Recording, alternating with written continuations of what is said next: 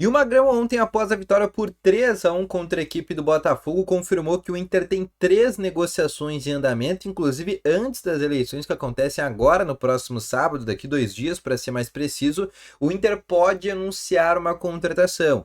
E eu quero te falar a principal possibilidade, qual que é o principal jogador que pode ser anunciado como novo reforço. Quero te falar um pouco mais sobre Bruno Rodrigues, que ontem fez seu último jogo com a camiseta do Cruzeiro.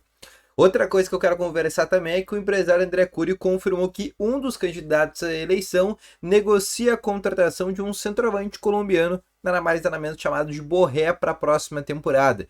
Eu quero te trazer um pouco mais sobre isso no vídeo de hoje, mas antes, roda a vinheta.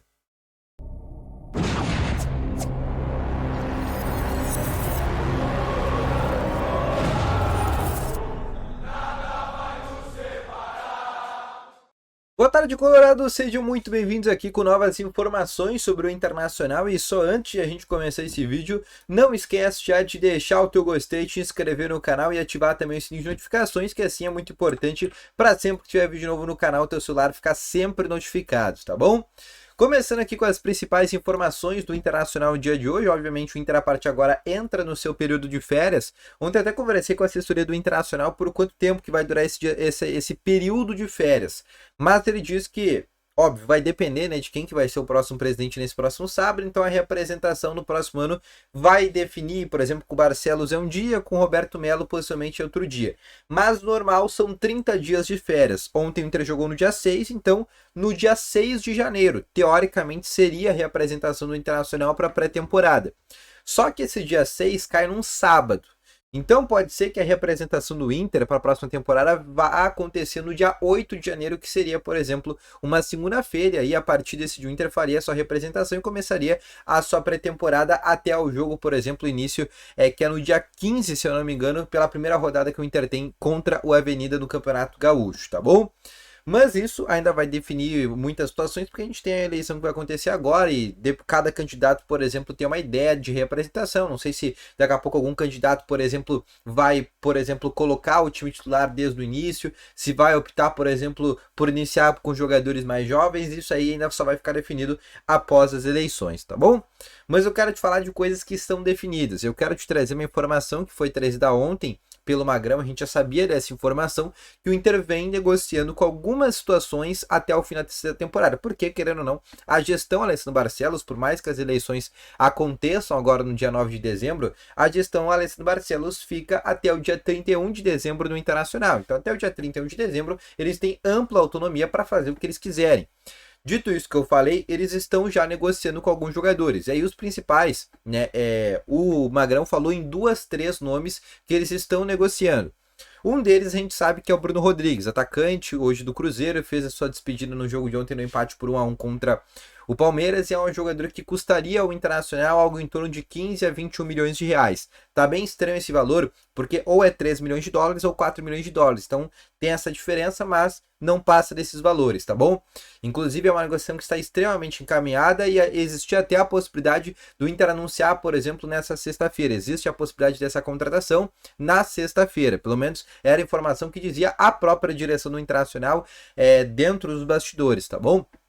Mas além desse jogador, a gente sabe também de um outro interesse, que é o do Gustavo Scarpa, que é um jogador também no Nottingham Forest, está emprestado para o Olympiacos. A gente sabe que a atual gestão tem muito interesse na contratação do Scarpa para a próxima temporada, porque para comprar esse jogador não seria um problema, né? O Inter gastaria algo em torno aí de 22, 23 milhões de reais, né? Se tu for pegar o caso do Claudinho, que o candidato da oposição Roberto Melo quer, o Claudinho custaria 100 milhões de reais, né? O Scarpa custaria 23.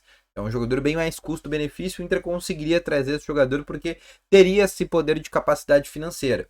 Mas é um jogador que esbarra na sua vontade, no seu salário. O Inter recuou quando descobriu que o jogador aceita vir para o Internacional se vier para receber 2 milhões por mês. E 2 milhões por mês, aí o Inter recuou sobre essa possibilidade. E além disso, também o Inter negocia a contratação de um outro nome no qual ainda não foi vazado. Outra coisa que eu quero conversar também com vocês é sobre o candidato da oposição. Na semana passada, todo mundo sabe que o Roberto Melo esteve no Rio de Janeiro e teve uma conversa verbal com o Everton Ribeiro. E ali eles assinaram um pré-contrato. Caso o Roberto Melo seja eleito como presidente do Internacional, o Everton Ribeiro, de 35 anos, chegaria de maneira gratuita ao Internacional com um contrato de 2 anos e um salário de 1 milhão por mês. Essa seria possivelmente a primeira contratação da gestão Roberto Melo.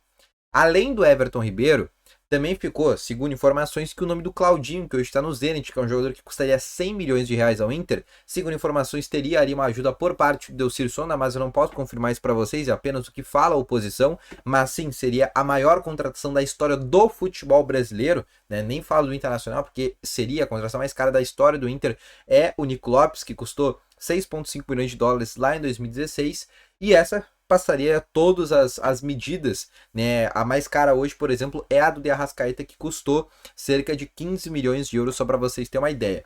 Mas também, segundo informações que eles disseram, eles teriam ali negociações com o Claudinho e seria teoricamente uma negociação um pouco mais viável.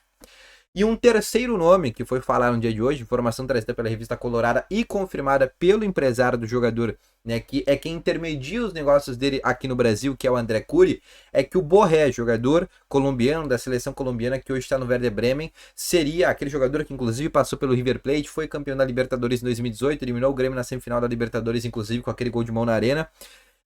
O Borré seria um dos nomes que o Roberto Melo gostaria para a próxima temporada para fazer uma dupla de ataque com o Ener Valencia.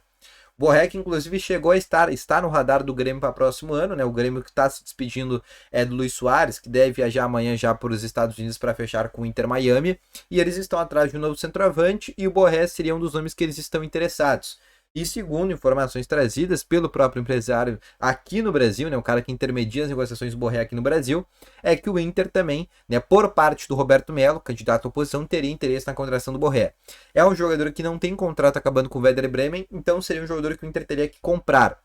Valores girariam algo em torno de 5 a 6 milhões de euros. A gente está falando aí de até 30 milhões de reais, mais o salário que deve girar algo em torno de 1 milhão a 1 milhão e meio por mês. Então, também seria uma contratação extremamente cara e seria um jogador estrangeiro, né? O Inter hoje no seu plantel tem 8 jogadores estrangeiros. Óbvio que possivelmente vai se desfazer de alguns nomes. Eu posso pensar, por exemplo, no caso do Nico Hernandes, que eu acho que é um jogador que o Inter vai se desfazer.